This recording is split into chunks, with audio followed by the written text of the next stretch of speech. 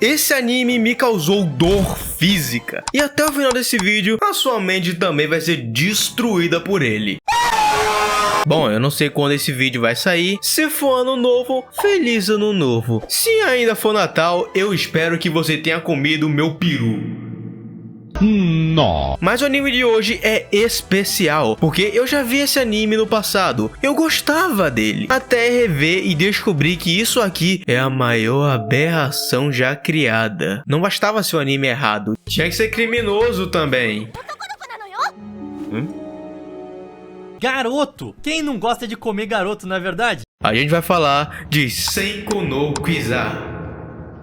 Ele se vende como um anime religioso, com uma estética dark e edgy, algo que de fato parece interessante de se ver com a família, misturado com putaria do início ao fim. Tanto que ele é praticamente uma paródia do mangá, e com um elemento especial. Afinal, o diretor desse anime odeia o mangaka. Mas só no final você vai entender o porquê de eu dizer isso. No momento vamos falar sobre o que é esse anime. Basicamente, Senku no Quasar se passa num mundo onde existem uns alquimistas brabos chamados de Quasars. Eles conseguem controlar elementos químicos da tabela periódica, tipo ferro, magnésio, ouro, etc. Também tem meu elemento favorito no meio, o cu.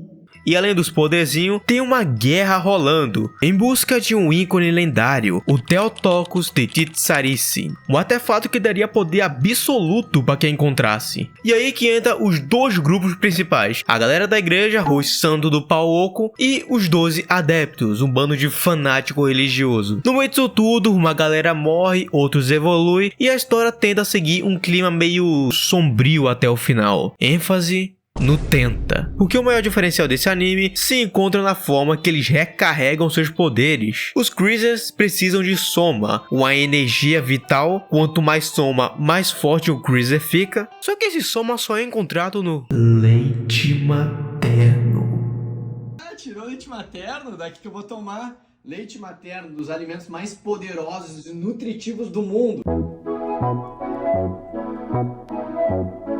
Eu juro pra ti, isso é a menor das bizarrices desse anime. Dá pra chamar isso de só a ponta do iceberg. E a gente vai começar vendo os personagens. Então, aperte minha mão que eu te levo para o início dessa jornada.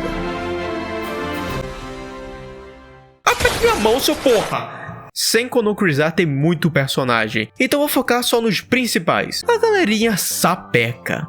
Primeiro, o Alexandre Nikolaevich, ou Sasha, nosso protagonista e Crazy do Ferro. E pense num personagem insuportável. Ele é aquele personagem Ed, rebelde, tá ligado? Ai, que eu sou emo, eu sou gótico. A galera quando me via nem me chamava de branco, de tão sombria que era minha alma. O cara pensa que tá no anime. Temos a Mafayu Oribe, a cabeça do grupo, e claro, o interesse romântico obrigatório do protagonista. Por fim, a Tomoyo Yamanobe, a irmã da Mafayu, um ser humano que age como uma criança, ou um adulto completamente disfuncional. E o anime não ajuda muito colocando uma voz infantil nela. Fala direito, filha da puta! Esse é o grupo principal, a galera do bem, mas tem um cara muito importante que eu tenho que falar também. O Quasar do sódio, o Shinichiro Otori, também conhecido na história como Fênix. No começo a gente pensa que ele é um aliado, mas o cara é uma das pessoas que o protagonista quer desviver. Claro, tem mais personagens, mas esses são os únicos que você precisa saber o nome. O resto a gente apenas segue o fluxo da história e tu entende. E falando em história, bora falar dela. A história começa apresentando as garotas. A Mafayu é a filha do antigo diretor da escola. Ele morreu e deixou ela para proteger a Tomo. Num dia normal, elas encontram o Alexandre, acham que ele é só uma criança estranha, até ele sumir. Agora deu caralho mesmo, viu? Logo depois, a igreja que guardava os quadros do pai dela pega fogo. Surge o primeiro adepto, o Quasar do magnésio, que é derrotado facilmente pelo Alexandre. E o moleque tá ali, ó, farmando aura. Ele foi enviado justamente pra proteger o Teotoko dos adeptos. E daí pra frente, a história vira um looping. Novos Crazers aparecem, novos inimigos, novos personagens irrelevantes. E isso se repete até o final. E cansa pra caralho. E isso porque a história ainda não foi pro caralho. Mas até chegar lá, vamos aproveitar as coisas boas. O anime tem partes engraçadas, comédia e o principal, os poderes. E qual a ligação deles com leite materno? É o que a gente vai descobrir. O anime tenta usar a amamentação como recurso narrativo e até simbólico, porque isso é tipo uma oferenda pros Crazers. E essa oferenda é dada pelas Marias. Maria, no caso, é qualquer mulher que se dedique a virar uma bateria humana pros Crazers, seja voluntariamente ou involuntariamente. E com a bateria cheia, meus amigos, cada Crazer usa seus poderes de um jeito diferente. Alguns naturalmente são mais roubados, outros podem ser o ponto fraco de outro elemento, e alguns até criam armas e usam tecnologia para lutar. Tipo o Quasar do Cobre, que conduz eletricidade e luta usando um robô com tetas. Eu amei isso. Mais foda que isso, só o poder do nosso protagonista. No começo era só criar coisas com ferro, mas depois ele é capaz de criar uma espada de sangue. Além de cortar, ainda passa HIV. E por fim, os poderes do Gold, o personagem que o roteiro teve que nerfar, o Quasar do Sódio. Ele é capaz de manipular a mente das pessoas. E olha que isso é só um dos poderes dele. O mais roubado, sem dúvidas, é o poder de criar chamas. Tem cena que ele incendia um cara de dentro pra fora do corpo, tipo uma combustão espontânea. Isso deveria tornar ele praticamente invencível. Mas é anime, né? O protagonista precisa vencer. Então vamos parar de elogiar ele e falar das bizarrices. Eu vou começar falando da Quasar do Cobre, já que ela faz parte de um casal sadomasoquista. Ela é a irmã distante de uma das minas que fazem bullying com a Mafayu, duas piriguetes enrustidas, e a amiga dessa irmã vira tipo o pet da Quasar do Cobre. É um bagulho tão bizarro que não dá pra levar a sério. Aqui era pra ser vítima, consegue ser pior que o agressor. E eu não posso nem contar como essa relação começou, senão o YouTube corta minhas bolas fora. Mas não vai achando que a do Cobre é santa só por ser a desgraça de uma loli. Essa mina é tipo Satanás encarnado na Terra. E olha que essas duas nem é o mais bizarro. Pra garantir que isso não vira uma lista de crimes, eu prefiro contar um episódio que descreve bem esse anime. No episódio, eles vão investigar a casa da riquinha mimada, mas ela não deixa de cara, porque o Alexandre trata ela que nem bosta. Tô te falando, nós vai entrar na porrada, eu não vou arregar pra tu não, hein? Então ela só deixa com uma condição: se ele for vestido de maid.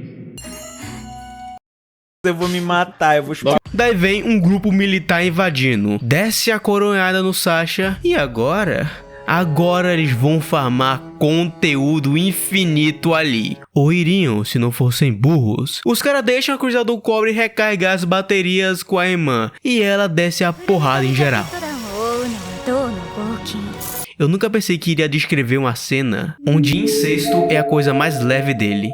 Incesto! Falando agora sobre o protagonista, vamos pular para uma parte onde ele acaba usando os poderes demais, forçando sua mente a regredir a uma criança normal. No mangá isso acontece, mas no anime eles fazem uma trollagem com o Alexandre. A Quasar do Cobre vendo a situação dele, mente dizendo que ele é na verdade uma menina. Então ele passa a usar vestido e possivelmente calcinha. Ninguém reclama com ela, ninguém se importa com o que rolou. Geral só aceita que ele é burro e não tinha como chegar nele e dizer que era brincadeira. Nem o cara se questiona, ele fica basicamente assim: Eu sou mulher! Eu sou mulher! Ah, eu sou mulher! As bizarrices não acabam por aqui, elas vão aumentar mais pra frente. Só nessa parte que ele perde as memórias, a história do anime perde completamente o sentido. Ela sai de ser dark e sombria pra virar basicamente um anime de comédia, algo que já estava acontecendo desde os primeiros episódios, mas aqui se intensifica. Mas antes de vê-la, você precisa entender o roteiro pra não se perder nessa bagunça. Porque mesmo tendo todas essas bizarrices, esse anime ainda consegue ser insuportável de assistir. Vamos falar do roteiro. Esse anime tem 24 episódios, mas boa parte do que acontece nele é inútil. Uma bela encheção de linguiça. A impressão é que os eventos são episódicos demais e não constrói peso emocional. Por exemplo, tem um momento no anime que conhecemos dois irmãos, reféns dos adeptos. A irmã é forçada a ser uma Maria e o irmão passa pelos experimentos que tornam ele um Quasar do mal. Então, desesperada, ela pede pro Sasha matar o irmão. Tudo bem até aí, nada demais. A luta acontece e aí que vem o plot twist. Descobrimos que a irmã tem dupla personalidade. O irmão realmente ficou do mal, mas ela matou ele e não suportou o trauma. E isso é muito foda. A mina é basicamente fragmentado. Ela troca de corpo igual o Diávolo. Só que infelizmente ela morre em 2 episódios. Tudo isso não serviu de nada pra história. Se removesse esse arco, nada mudaria. Outro problema é a mistura de tons. O anime tenta ser sombrio, mas não larga a mão do ecchi. E olha, eu não me incomodo com ecchi, mas se o anime tenta ser dark, ele tem que entender que não dá pra levar uma cena a sério enquanto metade do elenco feminino tá sem roupa. Tipo, tem um episódio inteiro focado num trauma de infância de uma personagem, a massacre na igreja, irmã indo de Vasco. Nossa, uma desgraça. Mas a cena sexualiza todas as freiras antes delas serem churrascadas. Eu não sabia se tava vendo um anime ou um hentai, e o ritmo é um caos total. Você tem um episódio de trauma e no outro tem um Alexander vestido de maid. Eu mal tinha chegado na metade e já tava dizendo que não aguentava mais fundo. Tem 3 fillers espalhados, tem um bando de coisa acontecendo nos episódios, e se a gente for mais rígido, seriam 4 fillers, porque ele mistura canon com elementos de filler. É uma bagunça completa. Mas eu amo um dos fillers. Na verdade eu gosto mais dele do que todo o anime, porque ele ignora tudo e vira um shit poster absurdo. Tipo, a Riquelme mimada, a irmã da Quasar do Cobre, encontra um brinco do Alexander e ganha poderes especiais, como atirar lasers pelas glândulas mamárias. Ela virou heroína, a lendária Capitã do Job. Pra não dar merda, a irmã e a masoquista fingem que são heroínas também, juntas salvam o mundo, e no final ela se trai. A Quasar finge ser uma vilã de um império maligno, e a mimada tem que finalizar ela. Calma aí, mano, minha porra!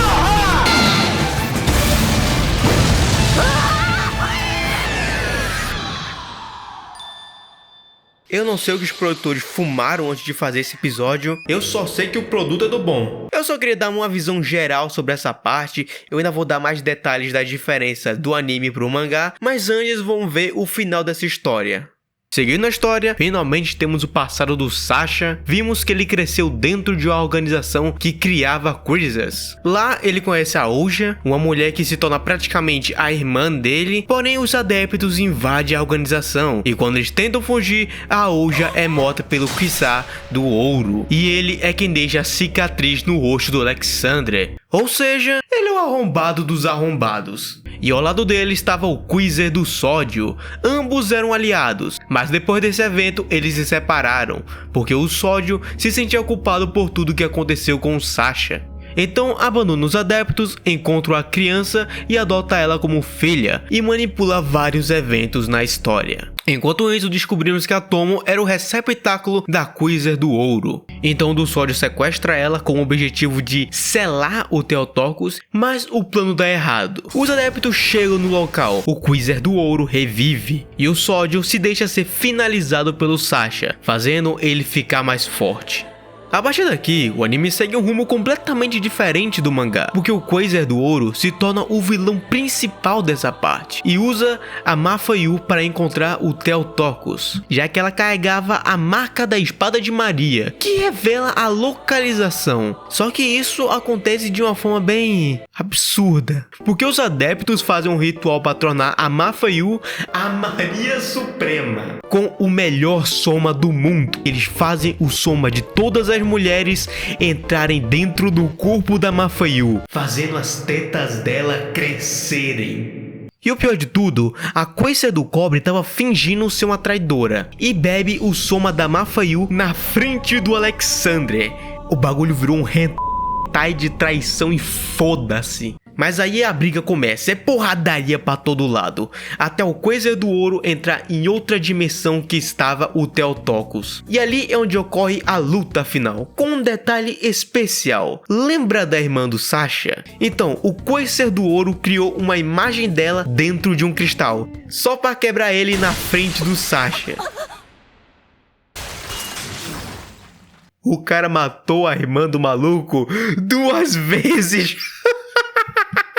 E no final, o Sasha tira o Quasar do cobre do corpo da Tomo, abraçando ela e pedindo para ela ter forças. Uma estratégia fascinante. Mas a luta não acaba por aqui, o melhor vem agora. O Quasar do Ouro, em forma de espírito, entra no corpo do robô da Quasar do Cobre, pra no final ser derrotado pelo Alexandre e a Mafayu juntos, com o famoso poder do amor.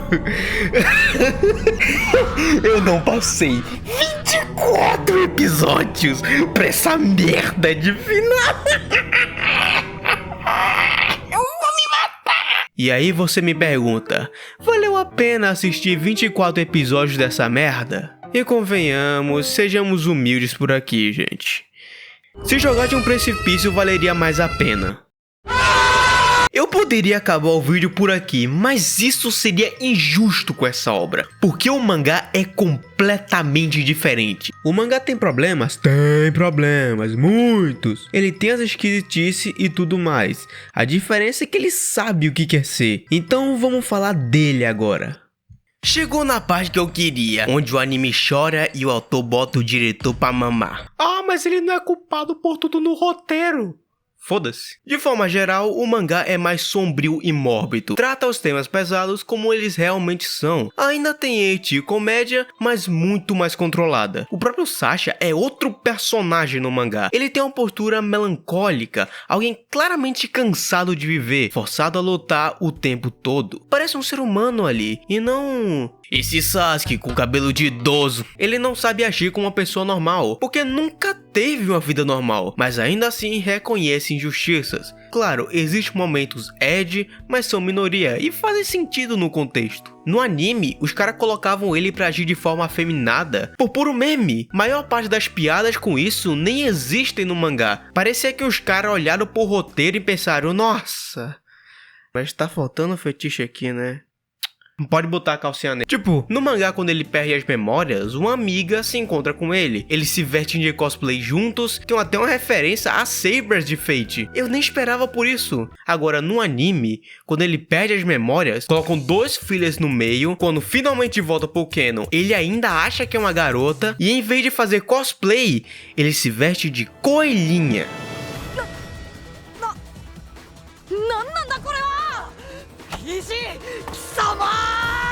Independente disso ser engraçado pra caralho ou não, a referência a Fate é infinitamente melhor. Passando por ritmo, no mangá a atmosfera é consistente, os eventos são mais rápidos, conectados e sempre levam a alguma consequência. Lembra da morte dos irmãos? Então, ela serve para aprofundar o lado trágico do mundo e o peso que o Alexandre carregava de ser o Martin Sasha. Até o bullying que a Mafayu sofre tem outro peso aqui. No mangá parece mais uma rivalidade boba entre colegas de classe. Elas se xingam e logo depois estão de boa. Já no mangá é tipo... jogar um ser delírio na cara da Mafayu. E o anime faz algo até que bem pior. Ele força uma amizade entre a Mafayu e essa garota, que no mangá mal recebe atenção. A mina ganhou um episódio inteiro pra ela no anime. Enquanto personagens realmente importantes viraram figurantes. Jenny do futuro aqui. Esse arco da heroína é canon, tá? Ele existe no mangá. Só que no mangá ele acontece depois da morte do Fênix. Dura bem pouco e serve só pra apresentar novos personagens. No anime, puxam isso muito antes. Esticam para um episódio inteiro e inventam essa porra de salvar o mundo. O foco vira totalmente a Riquinha, sendo que esses personagens só são relevantes em outro arco. Na prática, funciona como um filler. Até os cenários mudam. No anime, eles lutam em uma construção comum. No mangá, a luta acontece dentro de uma caverna. Isso importa porque o grau de destruição é completamente diferente. No anime, depois da luta, só tem um teto quebrado. No mangá, o lugar inteiro desaba. Os personagens do anime parecem nerfados. As lutas também são muito melhores no mangá. Mais coreografia, mais variedade de habilidades, tudo construído perfeitamente. Enquanto o Alexander luta usando estratégia no mangá, no anime é basicamente olha a foice! E acabou. E tem algo ainda pior, o anime reutiliza um cenário do mangá, que só tá daquele jeito porque um personagem destruiu tudo lutando contra o Sasha. No anime, o Sasha mata essa personagem antes disso acontecer. Mesmo assim, a cena corta pra um lugar idêntico destruído sem explicação nenhuma. Só pra ter a pseudo-cena profunda do Alexander triste. Isso já é um desrespeito total com a obra original. E como se não bastasse, eles destroem personagens inteiros. Sabe o Fênix? Ele encontrou e adotou a Elizabeth quando criança. Ele é o mentor, pai e mestre, o mais próximo que ela tem de uma família. Quando ele luta contra o Sasha, é ferido e percebe que não vai sobreviver. Se despede da Elizabeth e pede para ela seguir em frente. Logo depois, a construção inteira cai sobre ele, o matando. Uma cena linda, trágica e épica. Agora olha a desgraça que o anime fez. Ele dá a entender que o Fênix se apaixonou pela Elizabeth. Quando manda ela lutar, ele diz sozinho: vá, minha amada. Oh, meu Deus. E a morte dele acontece após ser ferido. A Elizabeth abraça ele enquanto ele morre e então um pedaço do teto cai em cima dele. Uma cena tosca pra caralho. E se não fosse ridículo o suficiente, até o final do anime muda. No mangá, o Cruzado Ouro não é o vilão final. Ele só aparece brevemente e a luta final é contra os adeptos. Não existe Maria Suprema, não existe espírito entendendo de robô, isso aqui não é FNAF. E tem um detalhe que explica muita coisa. No mangá, a morte do Fênix marca o fim de um arco importante. O problema é que o autor avança rápido demais para o arco final da história. Isso é realmente uma falha do mangá. Só que na adaptação isso não seria um problema, dava perfeitamente para adaptar tudo em uma única temporada de 24 episódios. O arco seguinte é curto e havia espaço para ajustar o ritmo e dar um peso ao final verdadeiro. O anime não faz isso, ele mistura arcos, antecipa eventos e corta material essencial. Quando chega no final, já tem um novo vilão, um novo final, tudo isso sem o desenvolvimento dos personagens importantes. O problema não é a falta de material, é falta de planejamento. A história do anime é confusa não porque é complexa, mas porque os caras não organizaram direito. Eu não tô dizendo que a obra em si é perfeita ou o ápice da arte. Eu tô dizendo que ela tem profundidade e que, se tivesse recebido uma adaptação minimamente decente, poderia facilmente ter se tornado popular como outros animes. Na época em que eu vi, eu chamava ele de o anime que se não fosse o Eti seria bom. Mas infelizmente ele nunca vai ser. E sabe o pior? Esse anime tem segunda temporada. O mangá já foi finalizado e eu não encontrei versão em português. Então sabe o que sobra pro Otaku Betinha, meus amigos? Oh, meu Deus. Oh, meu Deus. Meu Deus do céu, não sobrou nada.